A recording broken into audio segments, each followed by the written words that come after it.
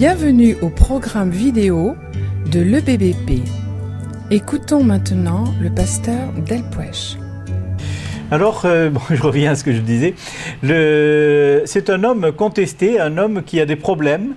Il est dans une période trouble d'Israël. Il y a le jugement de Dieu au milieu du peuple. Dieu a dit que le peuple serait déporté. Alors, Jérémie est le messager de la déportation. Il a de mauvaises nouvelles à annoncer. Et les mauvaises nouvelles n'ont pas la priorité. On aime bien les bonnes nouvelles. On aime bien les bénédictions. On aime bien que Dieu nous dise « Tout va bien. Tu as bien fait. Je suis content de toi. » Même quand nous faisons mal, on aime bien que Dieu nous dise « C'est bien. » Mais malheureusement, bien Dieu juge autrement. Et quand les choses vont mal, eh bien, il faut dire « Ça va mal. » Et on n'a pas toujours le courage d'entendre que ça va mal et que Dieu est contre nous, que Dieu n'est pas d'accord et que ce que nous faisons, eh bien, n'a pas la faveur de Dieu et que ce que nous lisons dans la parole de Dieu, eh bien, doit s'exercer contre nous. Dans la parole de Dieu, il y a des promesses, des multitudes de promesses. Je ne les ai pas comptées. Et je ne vous encourage pas à le faire, il y a des multitudes de promesses. Mais il y a des promesses positives et il y a des promesses négatives.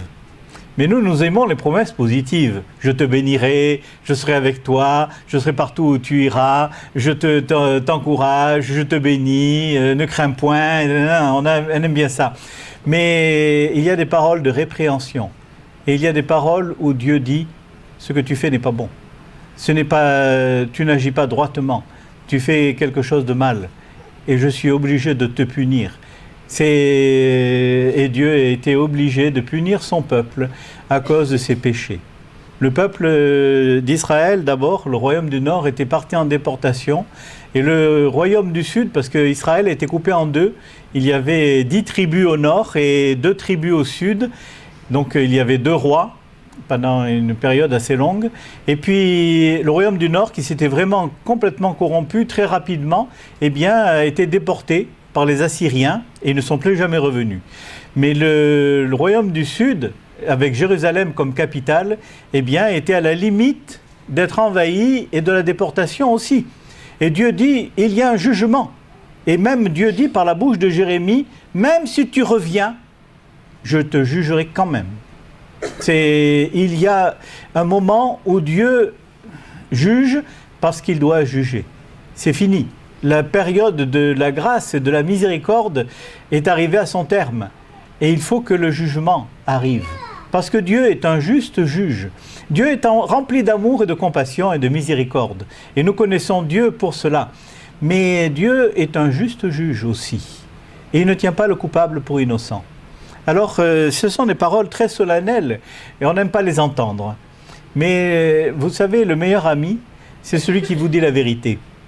Celui qui vous cache la vérité, qui vous ment, ce n'est pas un ami. Ce n'est pas votre meilleur ami. Parce qu'il vous laisse aller dans un mauvais chemin, il laisse votre vie sous le jugement de Dieu et puis il ne dit rien. Alors la meilleure chose parfois, c'est d'entendre la vérité. Alors c'est le rôle de Jérémie. Voilà, Jérémie, c'est pas un livre que l'on aime lire, hein.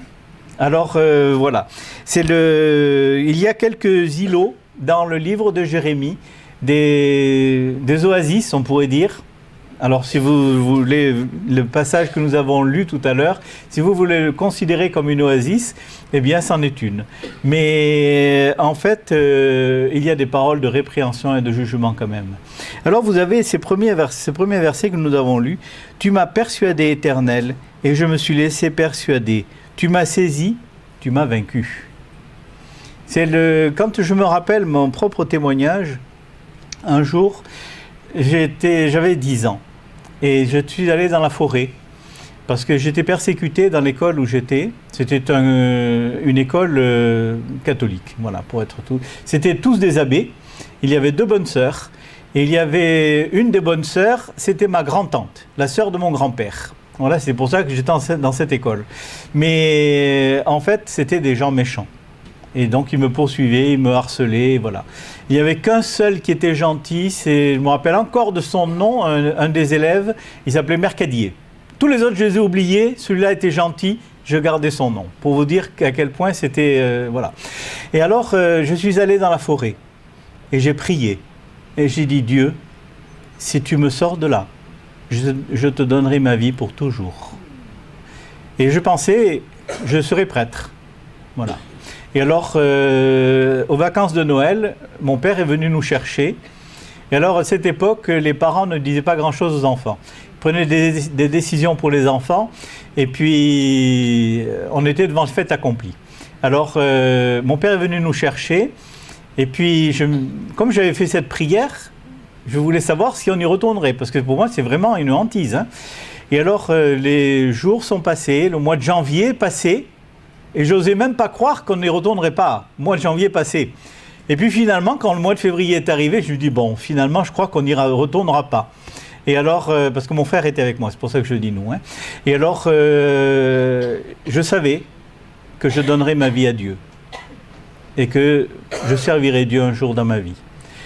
À peu près 1 an plus tard, nous étions aux Antilles, voilà, ce beau département français, hein, la Guadeloupe. Et nous étions contactés par un pasteur d'une église baptiste et qui nous a annoncé l'évangile. Et mes parents ont accepté tout de suite. Hein, 2 fois, ils ont parlé 2 fois avec lui et ils ont été convaincus, ils ont accepté l'évangile. Et quand ça a été fait, je suis allé voir le pasteur et je lui ai dit, quand je serai grand, je serai pasteur. Voilà. C'est toujours émouvant pour moi de le dire. Mais c'était une décision, j'avais 11 ans. Et je savais que Dieu m'avait appelé à le servir. Mais vous savez comment est la nature humaine? J'ai entendu l'évangile, je l'ai entendu souvent, mais je ne l'acceptais pas.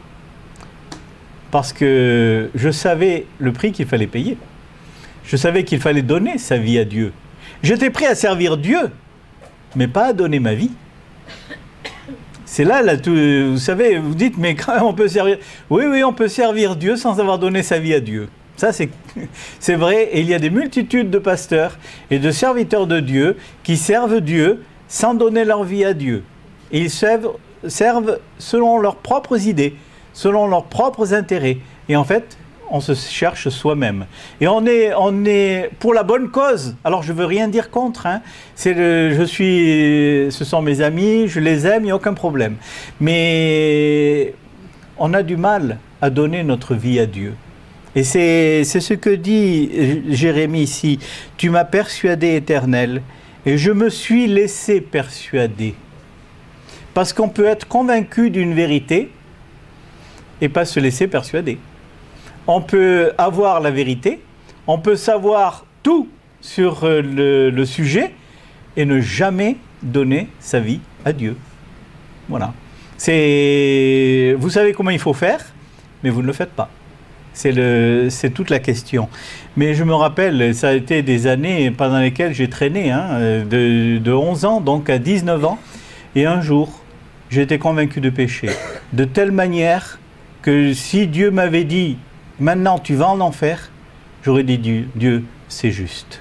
J'y vais parce que j'ai mérité d'aller en enfer. J'étais convaincu de péché, de justice et de jugement, selon ce que dit Jean, hein, dans son évangile. Et alors j'ai fléchi le genou. J'ai dit, Seigneur Jésus, prends toute ma vie, tout. Et alors à ce moment-là, j'ai tout donné, tout. J'ai rien gardé pour moi. Et j'ai tout perdu. Selon ce monde, j'ai tout perdu. Mais en fait, j'ai gagné Christ. Ce qui vaut la peine de tout perdre pour gagner Christ. Alors si vous ne le savez pas, vous pouvez avoir des doutes. Mais je peux vous dire, vous pouvez tout perdre. Si vous avez gagné Christ, vous avez gagné le meilleur. Parce que la paix est infinie. La grâce est immense. C'est un océan de grâce. C'est quelque chose que vous ne pouvez même pas décrire tellement c'est grand. C'est Dieu, le Dieu Tout-Puissant, qui vient habiter dans votre vie, qui prend toute la place. Je me suis laissé persuader. Tu m'as vaincu. Et je peux vous dire, pendant toutes ces années, je ne voulais pas vraiment accepter l'évangile. Oh, j'étais quelqu'un d'impeccable. Le pasteur voulait me baptiser. Combien de fois il m'a demandé si je voulais pas être baptisé. Je lui dis non, non, non, non, non, pas maintenant, pas tout de suite, pas tout de suite, je veux pas être baptisé. Je savais très très bien qu'il y avait quelque chose qui n'allait pas dans ma vie. C'est combien de fois j'ai prié pour accepter l'évangile. Je veux bien t'accepter, mais je veux faire ma volonté. Je veux être mon maître. Je veux diriger ma vie. Je veux faire mes choix. Je te servirai, oui, quand ça me plaira. Je ne disais pas non. J'avais promis à Dieu de le servir. Mais je ne disais pas non, mais je disais plus tard, plus tard. On verra, plus tard. Mais le jour où il a dit, c'est fini, plus tard, c'est maintenant, alors j'ai pas pu résister. Je suis tombé à genoux. Je suis allé dans ma chambre et j'ai prié. J'ai dit, Seigneur, sauve-moi. Je te demande de pardonner mes péchés. Je me suis humilié devant lui. J'ai tout cédé, tout mis entre ses mains. Et je peux vous dire, le gain est immense. La grâce est parfaite et merveilleuse. Tu m'as saisi, tu m'as vaincu. C'est un titre de gloire que d'avoir été vaincu. Alors dans ce monde, on aime être le maître. On aime prendre nos décisions. On aime faire ses choix. On aime, même il y a des revendications dans ce genre. Il y a beaucoup de paroles dans ce monde, beaucoup des gens la liberté. On a choisi la liberté. Je veux faire ma propre vie. Je veux être le maître de ma destinée. Je suis maître de mes choix. Je suis maître de ceci, maître de cela. Mais un jour, devant Dieu, on est vaincu.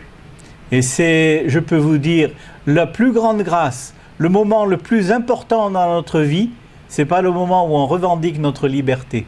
C'est le moment où on dit, Seigneur Jésus, tu m'as vaincu.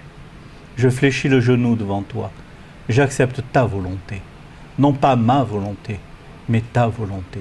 Même le Seigneur Jésus, parce que les paroles que je cite, ce ne sont pas de mon imagination, c'est le Seigneur Jésus lui-même, avant Golgotha, à Gethsémané, qui a dit, non pas ma volonté, mais ta volonté. Non pas ce que je veux, mais ce que tu veux, ton plan. Ce que toi tu appelles bien, ce que toi tu appelles bon, ce que toi tu appelles juste, c'est ce que je veux appeler bien, ce que je veux appeler bon, ce que je veux appeler juste. Je me soumets à toi, je regarde vers toi, tu m'as vaincu. Oh, vous savez, c'est notre plus grand triomphe. C'est le jour où on fléchit le genou devant Dieu et on lui dit, Seigneur, prends tout. Mais ce ne sont pas des paroles que l'on prononce. Ce n'est pas une bonne idée. Combien de fois on peut dire des paroles? Et en fait, on n'a dit que des paroles. Notre cœur n'y était pas. Ou s'il y était si peu que finalement, le lendemain, eh bien, nous avons tout repris. C'est malheureusement le cas de beaucoup de personnes, c'est d'avoir donné en parole, mais dans la réalité, eh bien, ils n'ont pas tout donné. Ou ils ont donné temporairement, pour un temps. C'est quand nous donnons à Dieu, c'est pour toute une vie. On dit, Seigneur Jésus, prends ma vie, qu'elle soit longue ou qu'elle soit courte, je la remets entre tes mains. Que ta volonté soit faite. Fais de ma vie ce que tu veux, tes choix à toi. Et je peux vous dire que c'est la meilleure chose. Et c'est que, après, Dieu peut vous... Je me rappelle de cet homme qui avait raconté, il avait un petit garçon. Alors le petit garçon était particulièrement désobéissant. Et alors il a dit, si un jour mon petit garçon vient me voir et dit, papa, je vais changer. Ça y est, maintenant, quand tu me dis de ranger ma chambre, je la rangerai. Je ne tarderai plus, ou je n'attendrai pas que ce soit maman qui la range.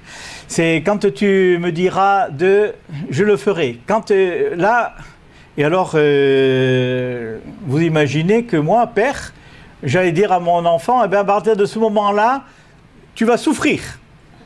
Tu auras des problèmes. Parce que tu as de la bonne volonté. Ne t'en fais pas, ça va te coûter cher. Vous imaginez un père qui agirait de cette manière-là? Non, c'est pas possible. Et notre Dieu, qui est le meilleur des pères, si on lui donne notre vie, si on lui dit, Seigneur, tu m'as vaincu, et je te demande de prendre le contrôle de ma vie, je veux faire ta volonté, ta loi est au fond de mon cœur, je désire te plaire, je désire vivre pour toi, je désire marcher dans tes voies, faire ce que tu veux toi. Mais notre Dieu, peut-être qu'il va nous prendre certaines choses, c'est vrai, mais ces choses n'étaient pas pour notre bien. Elles n'étaient pas pour notre joie.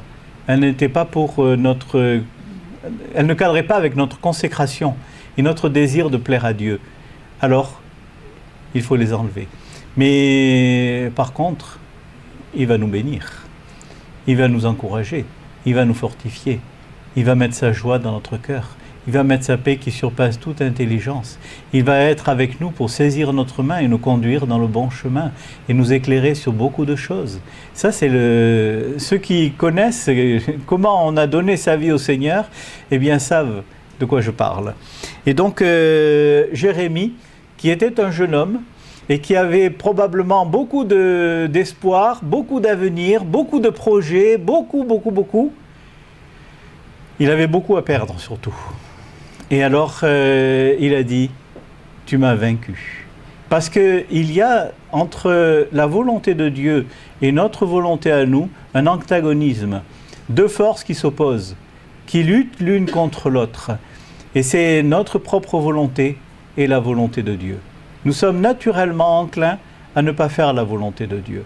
Même le meilleur d'entre nous, même celui qui a le plus de consécration, eh bien celui-là, il peut dire combien de fois j'ai des projets qui sont en désaccord avec les projets de Dieu. J'ai choisi une direction et Dieu me dit non, la direction elle est là. Et alors nous avons un problème et non, je choisis, je vais faire.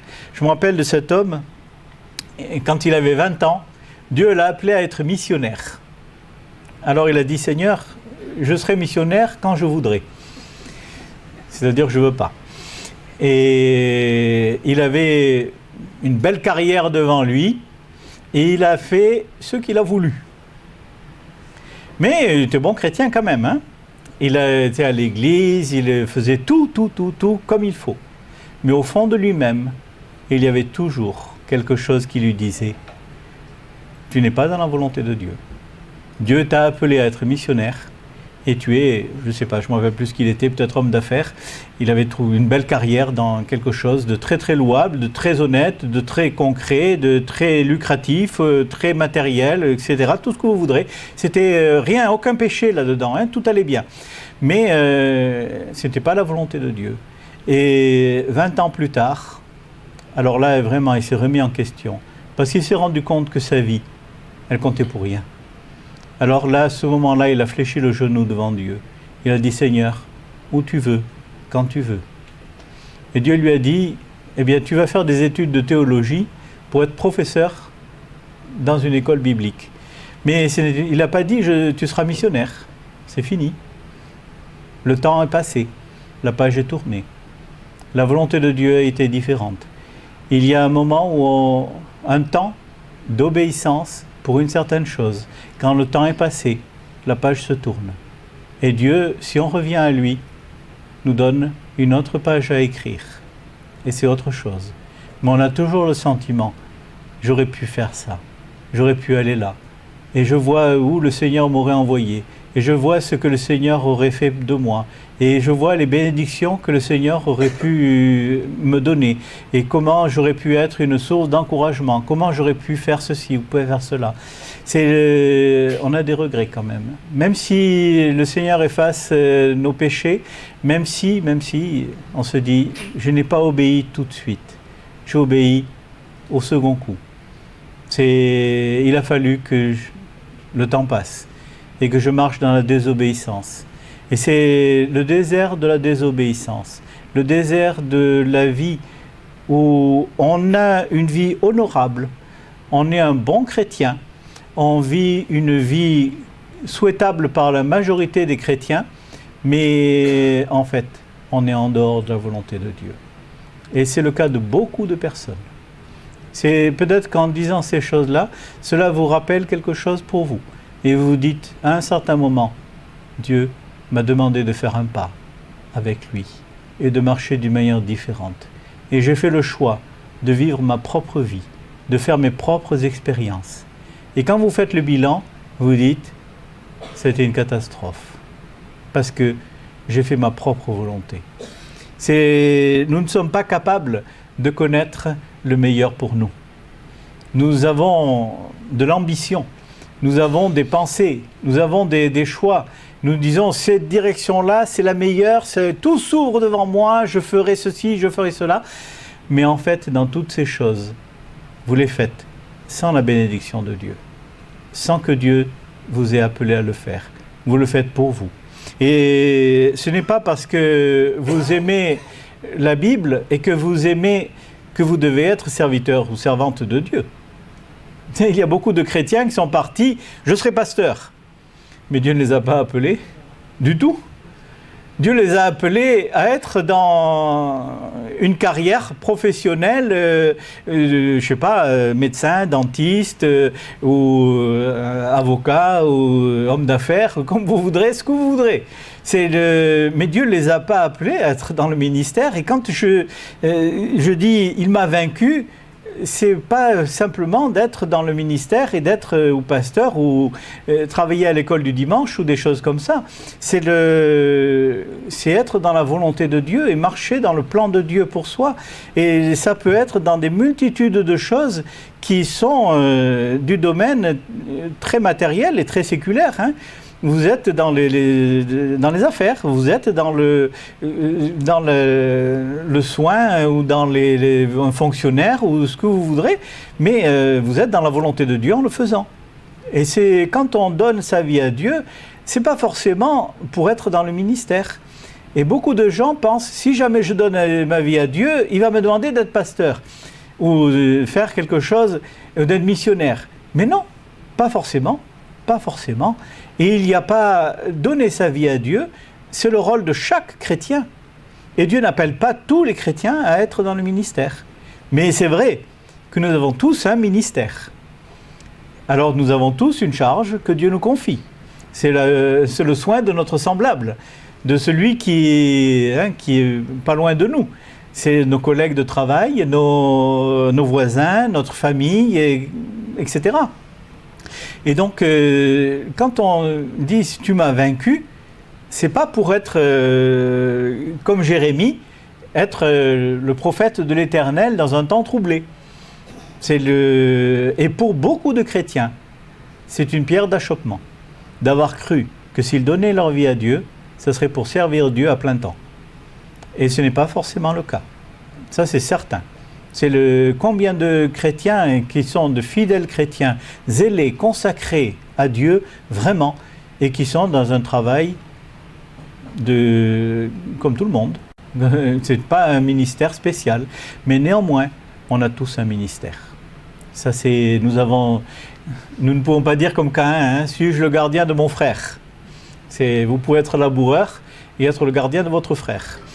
Et combien de personnes, de laïcs, hein, dans les églises, sont de fidèles associés au ministère pastoral.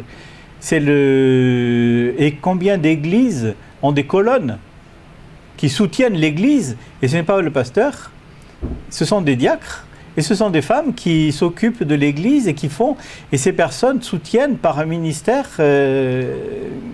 caché. Et beaucoup sont appelés au ministère de la prière et de l'intercession et de l'action de grâce et chercher la face de Dieu. C'est très important, vous savez, de ne pas se faire une idée pour, voilà, si je donne ma vie à Dieu, je serai ceci ou cela. Seigneur, c'est dans ta main. C'est ta volonté qui sera faite et pas la mienne. Je me rappelle de cette histoire, c'était une dame, elle n'arrivait pas à consacrer sa vie au Seigneur. Alors, elle est allée voir le pasteur et elle a dit « J'aimerais bien suivre l'enseignement de la parole de Dieu qui consiste à demander à Dieu « Fais ta volonté dans ma vie ». Mais j'y arrive pas. Je prie et il n'y a rien. Ma vie reste toujours la même que j'ai toujours vécu. Alors le pasteur lui a dit « Mais est-ce qu'il n'y a pas un péché dans votre vie, quelque chose qui ne va pas, quelque chose que vous entretenez ?» Ah non, hein, j'ai mis ma vie en règle, il n'y a aucun péché dans ma vie. Hein. Bon, je lui laisse le soin de ses affirmations. Et alors, il a dit, mais est-ce que vous n'avez pas quelque chose que vous n'aimeriez pas faire? Ben, ce que je n'aimerais pas, c'est d'être missionnaire en Chine. Alors, c'était au 19e siècle. Hein. Les Anglais étaient en Chine, beaucoup de missionnaires en Chine. Et alors, je ne voudrais surtout pas être missionnaire en Chine. Il a dit, mais qu'est-ce qui vous a donné l'idée que Dieu vous appelait comme missionnaire en Chine? Ah, je ne sais pas, mais il faut pas que j'y aille. Hein. Je ne veux pas. Alors, le pasteur lui a dit, mais écoutez, si vous mettez une restriction à Dieu, jamais vous pourrez consacrer votre vie à Dieu. Vous ne pouvez pas lui dire, je te donne ma vie, mais ce petit jardin-là, c'est là que je cultive mes fleurs, hein, mes ambitions, mes trucs. C'est vous donner tout ou rien du tout. C'est tout ou rien avec Dieu. Alors, la dame, beaucoup de combats, finalement, elle a accepté de prier. Elle a dit, Seigneur, j'accepte que tu fasses de ma vie ce que tu veux. Et si tu veux m'envoyer en Chine, eh bien, j'irai en Chine. Et vous savez ce qui s'est passé? Elle n'a jamais mis les pieds en Chine, parce que Dieu ne l'a pas appelée en Chine. Mais sa vie a été consacrée. Et elle a découvert ce que c'est qu'une vie consacrée. Une vie où le Seigneur prend la première place, où il dirige la vie. Mais elle se faisait une idée de quelque chose qui était totalement hors de la pensée de Dieu. Et puis, on n'a pas... Pourquoi pas la Chine? Pourquoi Dieu ne vous enverrait pas en Chine? Vous pouvez dire, ah non, il y a des totalitaires, les chrétiens ne sont pas bienvenus, et nanana. Mais pourquoi pas? Et pourquoi pas ailleurs? C'est, Seigneur, que ta volonté soit faite, et pas la mienne. Je me suis laissé persuader, tu m'as vaincu. Il y a une part de l'homme. C'est celle-là, je me suis laissé persuader. Bien souvent, on ne se laisse pas persuader. On est persuadé, hein? C'est paradoxal ça. On sait ce qu'il faut faire, on sait exactement, mais en fait, on n'est pas décidé à le faire. Je me rappelle, à une certaine époque, je cherchais à aller plus loin dans ma vie chrétienne. Alors je me posais des questions et je priais, et je dis Seigneur, j'aimerais bien aller plus loin. Et j'aimerais bien que tu me montres comment aller plus loin. Et j'avais toujours un verset qui revenait dans mon cœur, c'est « La parole est près de toi, dans ton cœur ». Alors, et je me suis dit, Seigneur, c'est bon, tu me l'as dit déjà je ne sais combien de fois, mais pourquoi tu me dis ça? Et puis, avec le temps qui passait, je me suis rendu compte que je cherchais quelque chose que je savais déjà. Je n'avais pas besoin que Dieu me montre quelque chose de plus, j'avais simplement besoin de faire ce qu'il m'avait déjà montré.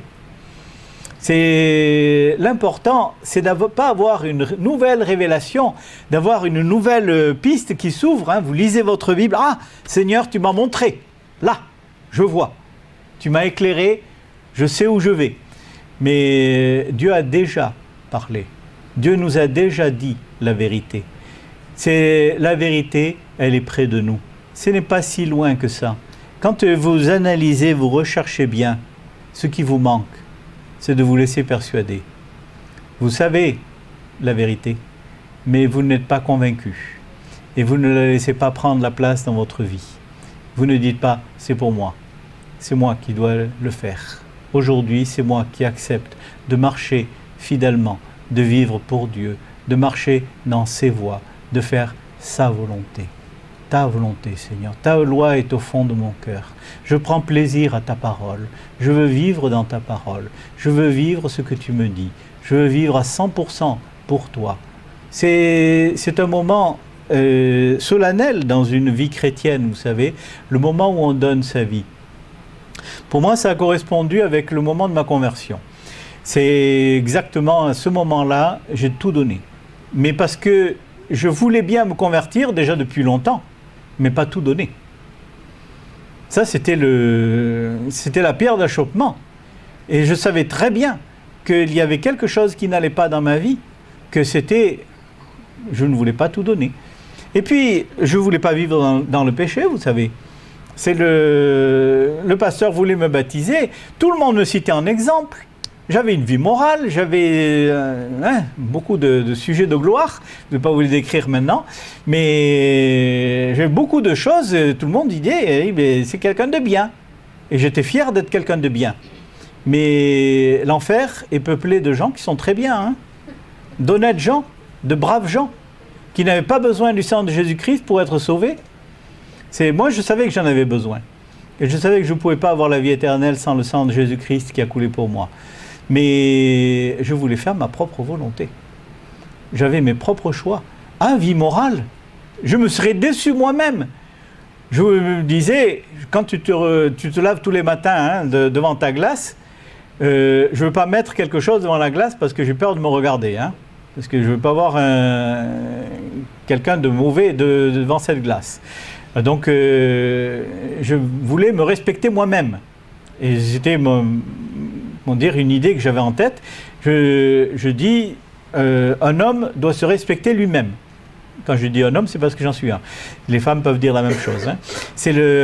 On a son orgueil, on a sa fierté. On ne veut pas tomber si bas. Tu regardes celui-là, là, comment il va?